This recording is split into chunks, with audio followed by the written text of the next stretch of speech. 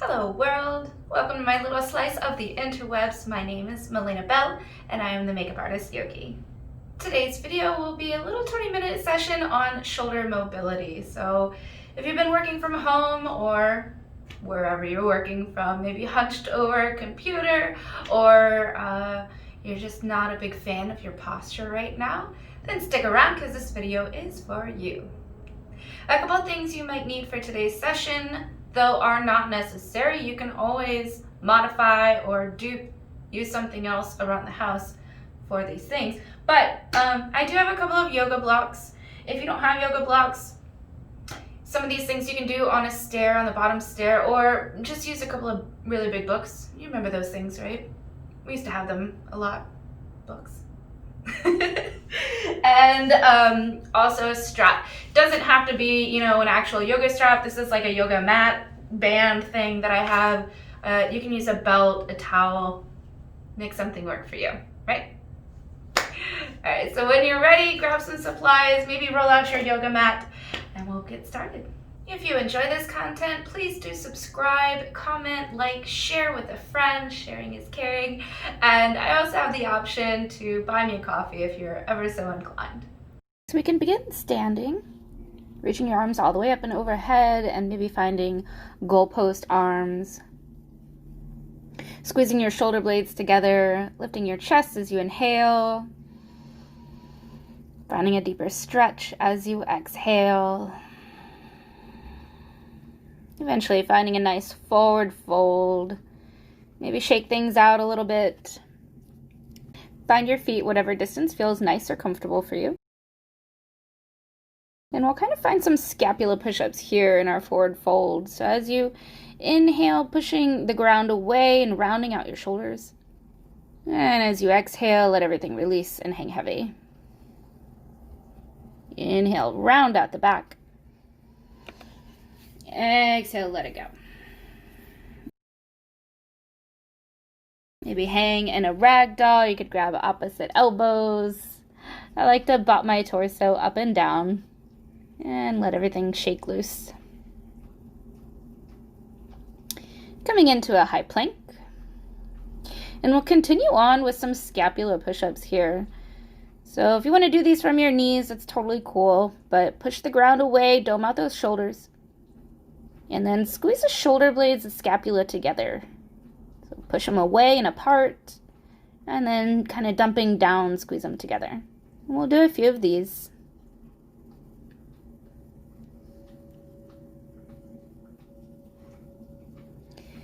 Eventually coming down into a nice puppy dog pose, extending your arms out in front of you and diving your chest towards the mat.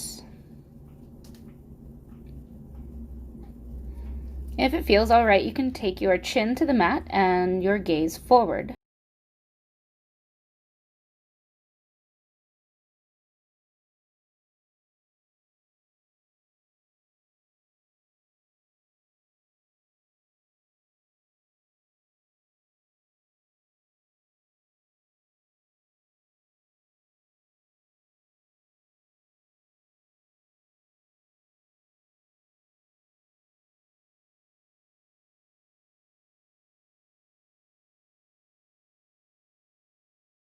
Maybe coming up onto your fingertips and diving your torso down a little closer to the ground. So taking some nice deep breaths here and just let everything kind of hang out, meld. Let gravity do the work. Every exhale is a chance for you to find a deeper stretch.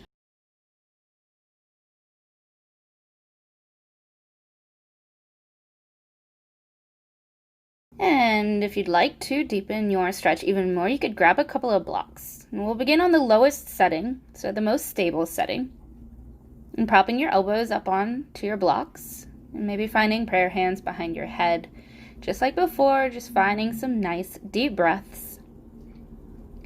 And letting your torso, letting your chest dive a little lower towards the ground. It does not have to touch. That's not really necessarily the goal here. We're just letting gravity do all the work. You can also increase the height of your blocks to the next, what I call mama bear setting. So the first one was baby bear, and now we're in mama bear setting. Again, prayer hands is a possibility, but diving your chest down low.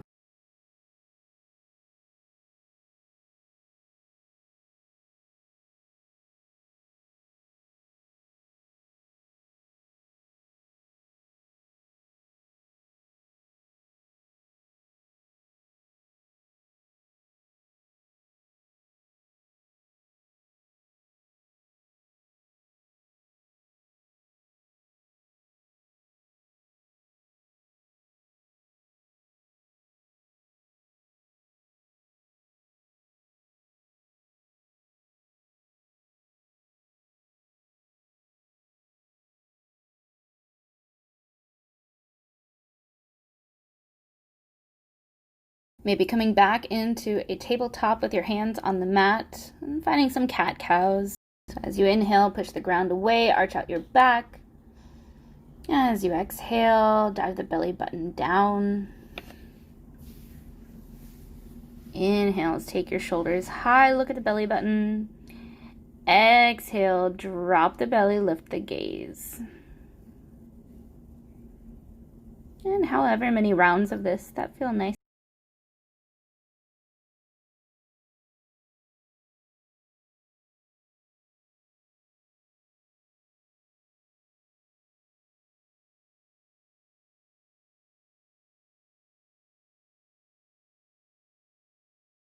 Coming to a kneeling position, finding eagle arms. I'm going to start with my right arm under and my left arm over. Pulling the belly button in and lifting the elbows, beginning up at shoulder height, and then eventually, after a few breaths, maybe lifting them up a little higher.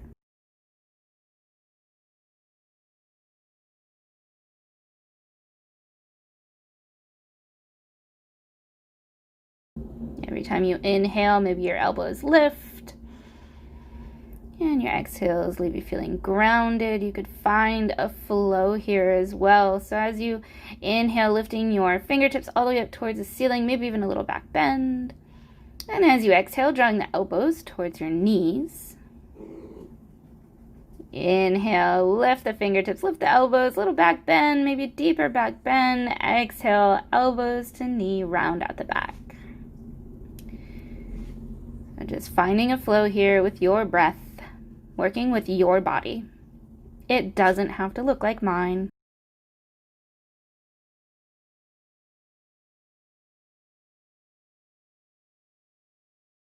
Eventually releasing and squeezing those shoulders. Kind of stretch out a little bit. Maybe side to side feels nice.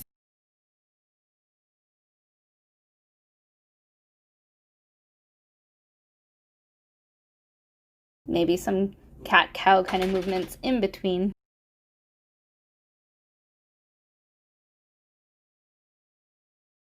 And then we'll just switch sides, so doing the opposite of whatever you just did. So elbows up to shoulder height, maybe a little higher. Feeling grounded. Steadying the breath, and then maybe finding a flow. So inhales lift and lengthen you. Exhales crunch you in. And keeping things about even. So maybe finding your back bend, maybe finding some crunching. But do about the same number on this side as you did on the last side. And when you're ready, stretch out.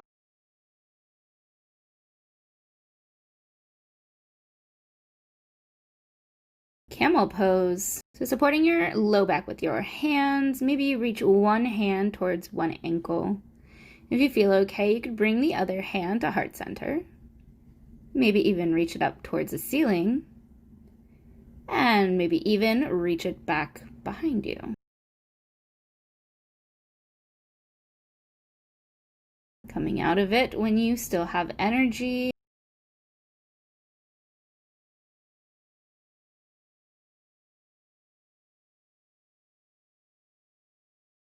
Getting ready for round 2. So if you grabbed one ankle last time, grab the other ankle this time. Maybe a hand to heart. Maybe that arm reaches up. Maybe that arm reaches all the way back as you push your hips forward and open up your chest.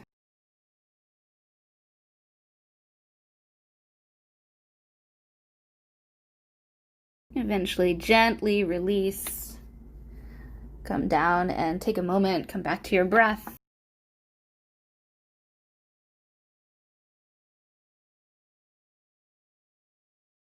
Maybe check in with a couple of cat-cows once more.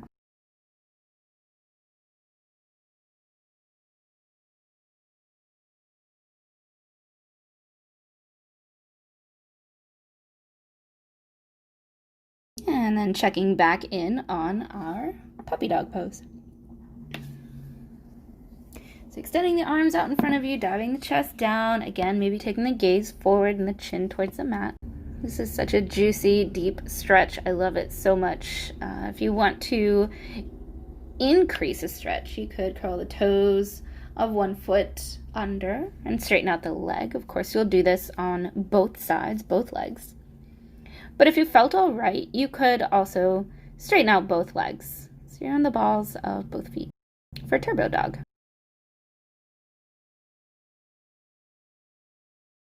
You're ready, release from that and stretch out a little bit. Deepening our Turbo Dog even more. Maybe clasping hands together in front of the body. And then coming onto the balls of the feet and maybe walking the toes in a little closer to your shoulders. It's really important here to not freak out or get stressed out. Just allow your breath to hold yourself in this pose. So if it feels too much or overwhelming, of course, just release out of it. Lying down flat on our belly for Sphinx pose.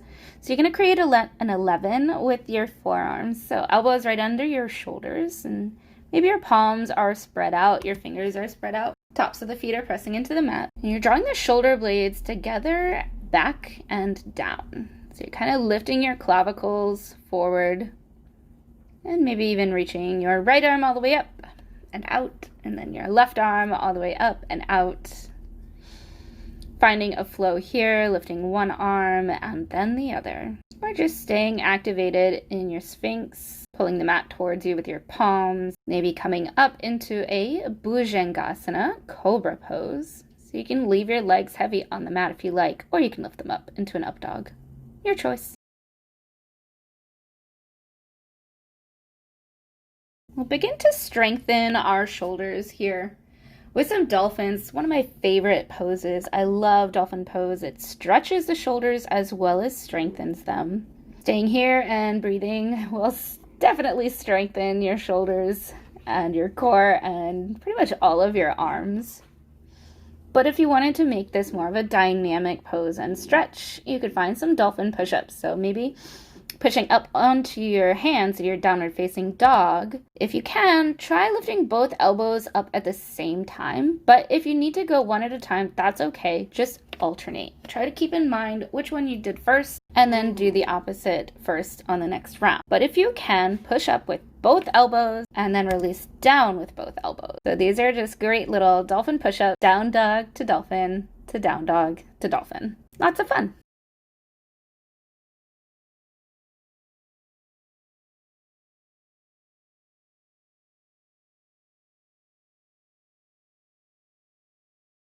And here's another alternative to some dolphin push-up. Instead of lifting up the arms, you stay down in your dolphin. But you try to reach, either you could do the top of your head or your forehead or your chin forward onto the mat. So like right between your thumbs. So you kind of lean forward and boop, and then come back. Like you're booping your head on a cute little kitten or something. Leaning forward, just a little boop, and then come back.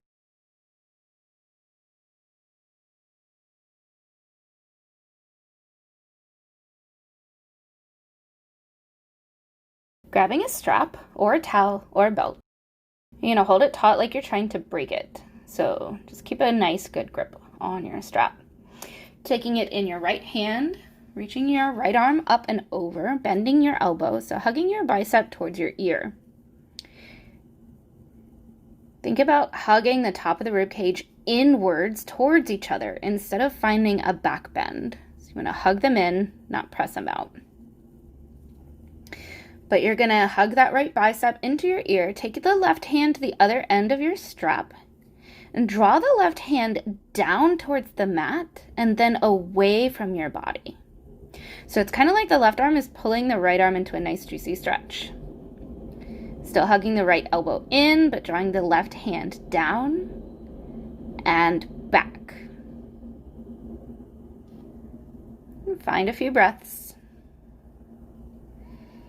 Eventually, of course, we'll switch sides. So for me, I'll take the strap in my left hand, but it'll just be the opposite of whatever you just did. So find your grip. Bicep hugs right into the ear. And then draw your lower hand down towards the mat and then away from you. Drawing down, back, and away. Nice.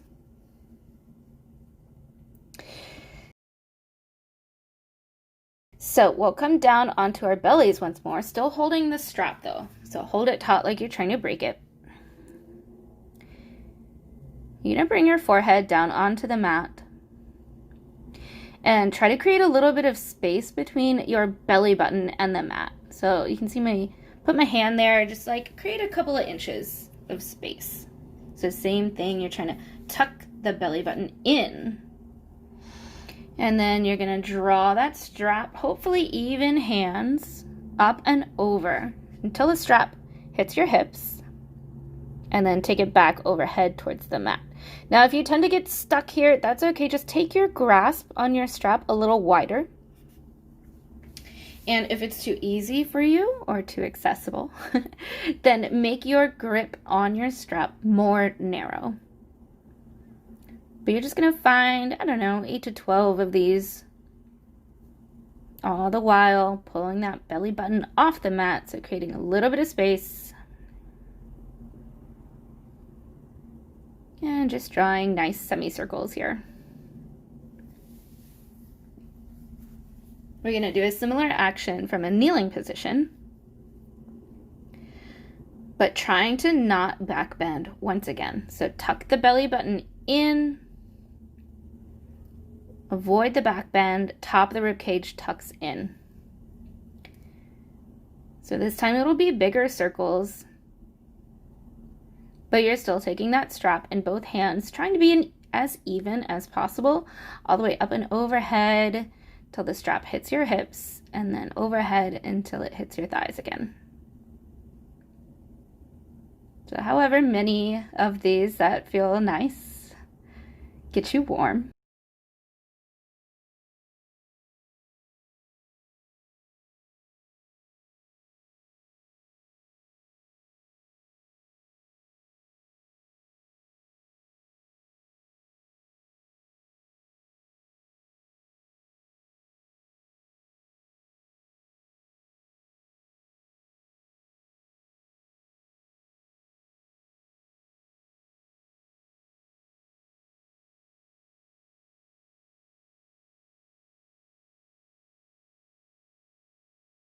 Beautiful. All right, you can set that strap aside. Come into a tabletop for thread the needle. So you can take your right arm out to the side, thread it through the big hole the side body's making between your left hand and left knee. You might keep your left hand grounded there by your head. You could straighten that arm out. You could find a half bind, as I do here.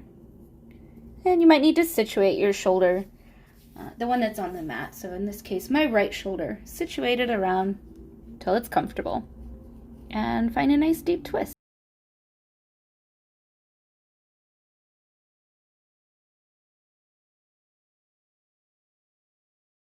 Eventually release out and flush out any way you like. Switching sides with a dramatic hair toss. That's required. Maybe taking that bind, knowing that each side is bound to feel different, and that's totally okay. But it's important to explore and just see how our bodies are feeling on a day-to-day basis. Without judgment, simply noticing.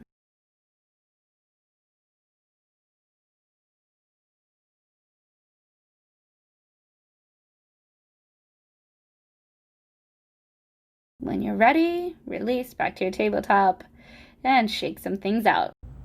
All right, yogis, thank you so much for joining me again today, for spending a little bit of your day with me and allowing me to share a little bit of myself with you. I appreciate it. As always, if you enjoyed what you saw, please do subscribe, comment, like, share with a friend, or buy me a coffee. I can't wait to make another video for you and interact with you in our little slice of the interwebs here. It's made just for us. And it's perfect. It's like a little us-shaped hole that we're filling. Yes, with unity and yoga. It's beautiful. I love you. Mwah! Namaste.